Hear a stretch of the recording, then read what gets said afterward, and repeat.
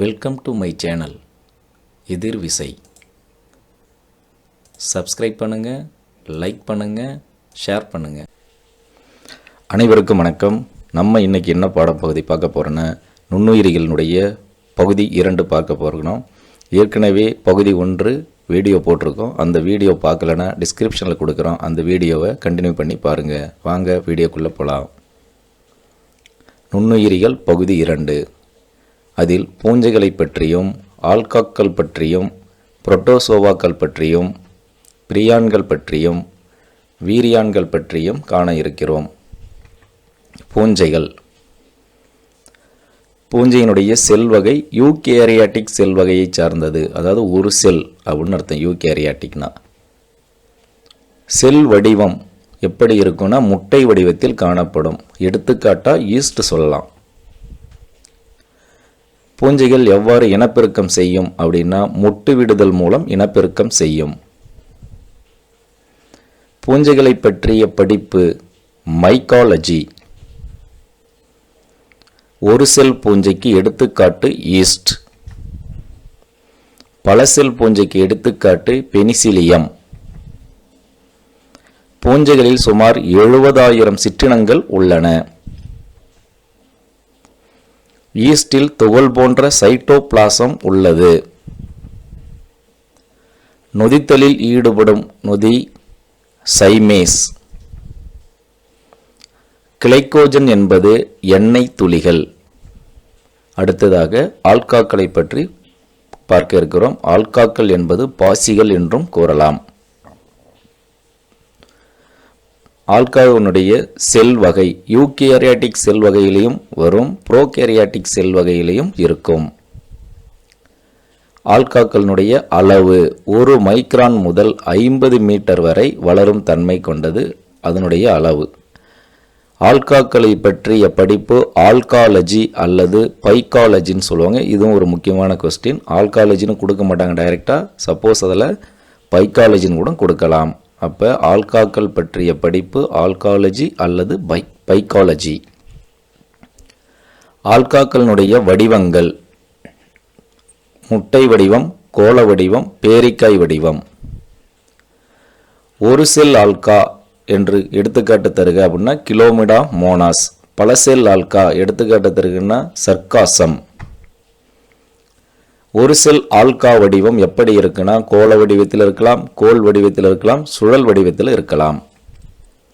பல செல் ஆல்கா வடிவம் கிளைத்த இடை வடிவம் கொண்டது.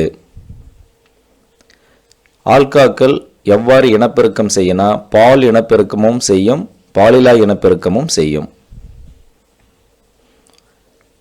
அடுத்த முக்கியமான ஒரு கொஸ்டின். நகரும் திறன் கொண்ட பாசி எது? கிலோமிடா மோனாஸ். பேரிக்காய் வடிவ பாசி எது? அதுவும் கிலோமிடா மோனஸ் என்று அழைக்கப்படுகிறது. பேரிக்காய் வடிவ பாசி. புரதம் மற்றும் வைட்டமின் நிறைந்த பசும் ஆல்கா எடுத்துக்காட்டு தருக. இல்லை பசும் ஆல்கா என்று அழைக்கப்படுவது எதுன்னு கேட்டினா குளோரெல்லா. அடுத்தது புரோட்டோசோவாக்களை பற்றி பார்க்கலாம். கிரேக்க மொழியில் புரோட்டோஸ் அப்படின்னா முதல்னு அர்த்தம், சோவன் அப்படின்னா விலங்குன்னு அர்த்தம். அதாவது முதல் விலங்கு அப்படின்றது புரோட்டோசோவா. செல் வகை புரோட்டோசோவனுடைய செல் வகை யூகேரியாட்டிக் செல் வகையை சார்ந்தது. புரோட்டோசோவா பற்றி படிக்கும் அறிவியல் பாடப்பிரிவு புரோட்டோ விலங்கியல் அப்படின்னு சொல்லலாம். புரோட்டோசோவாவினுடைய அளவு 2 முதல் 200 மைக்ரான் கொண்டது.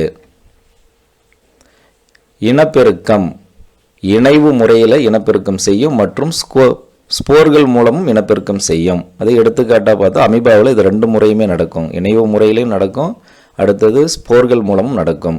இடப்பெயர்ச்சி புரோட்டோசோவா எவ்வாறு இடப்பெயர்ச்சி செய்யும் அப்படின்னா 4 முறையில் இடப்பெயர்ச்சி செய்யும். சிலியாக்கள் மூலம் இடப்பெயர்ச்சி, கசையடை மூலம் இடப்பெயர்ச்சி, பொய் அல்லது போலிக்கால்கள் மூலம் இடப்பெயர்ச்சி, ஒட்டுண்ணிகள் மூலம் இடப்பெயர்ச்சி. அப்போ சிலியாக்கள் மூலம் இடப்பெயர்ச்சி செய்வது என்ன சொன்னால் சீலியேட்டா. எடுத்துக்காட்டு பாரமீசியம். சீலியேட்டா மூலம் இடப்பெயர்ச்சி பாரமீசியம்.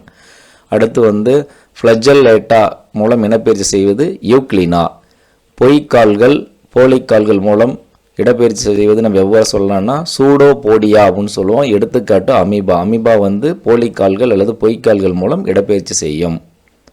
ஒட்டுண்ணிகள் அப்படின்றது வந்து ஸ்போரோசோவா அப்படின்னு சொல்லி நம்ம சொல்லுவோம். ஒட்டுண்ணி மூலம் இடப்பெயர்ச்சி செய்வது. எடுத்துக்காட்டு பிளாஸ்மோடியம். சிலியாக்கள் மூலம் பாரமீசியம், கசையடை மூலம் யூக்ளினா, பொய்க்கால்கள் அல்லது போலிக்கால்கள் மூலம் அமீபா, ஒட்டுண்ணிகள் மூலம் பிளாஸ்மோடியம். அடுத்தது புரோட்டோசோவாவில் வந்து கழிவு நீக்கம் எப்படி நடக்கும் அப்படின்னா நுண்குமிழ்கள் மூலம் நடைபெறும். எடுத்துக்காட்டாக பார்த்தா அமீபாவில் பார்த்தீங்கன்னா நுண்குமிழ்கள் மூலம் தான் கழிவு நீக்கம் நடைபெறும். அடுத்தது பிரியான்கள். பிரியான்கள் என்பதன் பொருள் என்ன அப்படின்னா புரதத்தாலான தொற்று துகள். புரதத்தாலான தொற்று துகள் அதான் பிரியான்கள் அப்படின்னு சொல்கிறோம். திடீர் மாற்றமடைந்த தீங்கு தராத புரதம் பிரியான்கள் என்று அழைக்கப்படுகிறது. திடீர் மாற்றமடைந்த தீங்கு தராத புரதம் பிரியான்கள் என்று அழைக்கப்படுகிறது. டிஎன்ஏ மற்றும் ஆர்என்ஏவை கொண்டிருப்பதில்லை. இந்த பிரியான்களில் டிஎன்ஏவும் இருக்காது, ஆர்என்ஏவும் இருக்காது. இந்த பிரியான்கள் வந்து உண்ணிகளுடன் தொடர்புடையது. மூளை மற்றும் நரம்பு திசுவை பாதித்து நோயை ஏற்படுத்துவது பிரியான்கள். பிரியான்கள் ஏற்படுத்தும் நோய் 2 வகையான நோய் இருக்கு. ஒன்று குயிட்ஸ் பெல்ட் ஜேக்கப் நோய், இன்னொன்று வந்து குறுநோய். அடுத்து வந்து விரியான்கள். விரியான் என்பது அதனுடைய பொருள் என்ன? முழுமையான வைரஸ் துகள். முழுமையான வைரஸ் துகள் அப்படின்றது விரியான். வெளி புரத உரை கேப்சிட் அப்படின்னு சொல்லும் நியூக்ளிக் அமிலத்தை கொண்டுள்ளது. அதாவது விரியானுடைய புரத உரை எவ்வாறு அழைக்கப்படுகிறதுனா கேப்சிட் என்று அழைக்கப்படுகிறது அப்படின்னு சொல்லுவோம். புரத உரை டிஎன்ஏ அல்லது ஆர்என்ஏவை கொண்டுள்ளது. விரியான்கள் டிஎன்ஏ இருக்கும் அல்லது ஆர்என்ஏ இருக்கும். செல்லுக்கு வெளியே காணப்படும் வைரஸுக்கு என்ன பெயர் அப்படின்னு சொன்னால் விரியான்கள் அப்படின்னு சொல்லலாம். செல்லுக்கு வெளியே காணப்படும் வைரஸ் பெயர் விரியான்கள். உயிருள்ள திசுக்களில் பாதிப்பை ஏற்படுத்தும் திறன் பெற்றவை விரியான்கள். உயிருள்ள திசுக்களில் பாதிப்பை ஏற்படுத்தும் திறன் பெற்றவை விரியான்கள்.